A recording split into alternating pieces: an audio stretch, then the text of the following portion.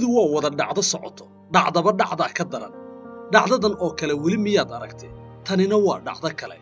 bal ila dhugo nin xaasla ah ayaa wuxuu u tegay saldhig booliis ah si uu u wargeliyay xaaskiisa ka luntay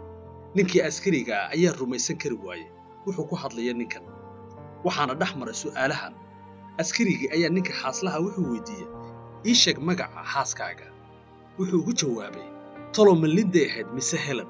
mar kale askarigii ayaa wuxuu weydiiyey waa imisa dhararka jooggeeda ninkii xaaslaha ayaa wuxuu yidhi iima sheegin taas askarigii ayaa haddana wuxuu weydiiyey miyay dhubneed mise caafimaad qabtay xaaskaaga maya may dhubneen balse way caafimaad qabtay intaan ka ogaa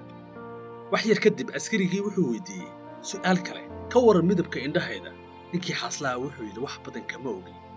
mar kale ayuu haddana askariga weydiiyey ka waran midabka timaheedu caynkee buu ahaa way isbedelaan xilliyada qaar sida geedaha oo kale mar kale askarigii wuxuu weydiiyey maxay xidhneed markii ugu dambaysay wuxuu yidhi isku joog ma xasuusta dhabtii askarigii baa wuxuu weydiiyey su'aashii ugu dambeeyey ma qof baa la socday mise keligeed bay ahayd intuu soo booday haa dabcan haa qof baa la socday eygii aan dunida ugu jeclaa Romeo wuxuu xidhnaa katiinad dahab ah jooggiisa wuxuu ahaa 30 inji wuu caafimaad qabay indhihiisa waa kafay timihiisa waa kafay madow xigeena cagtiisa bidix cidida suulka ayaa jabneed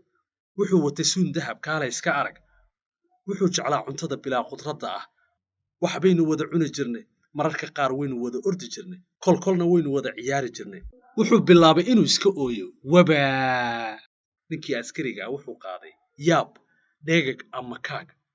shaam mareer ina mari marka hore waxaan kula raadinayaa eygan kaa oysiiyey marka xiga xaaskan aad xasuusan kari weyday haddaad fahamtay dulucda dhacdadani ninkani ma xaaskiisii jeclaa mise eygiisa wixii commenti ah hoos noogu reeb fadlan like share subscribe dhac noogu siiya si aan dhacdadan mid la mid ah aynu u soo badino mahadsanidin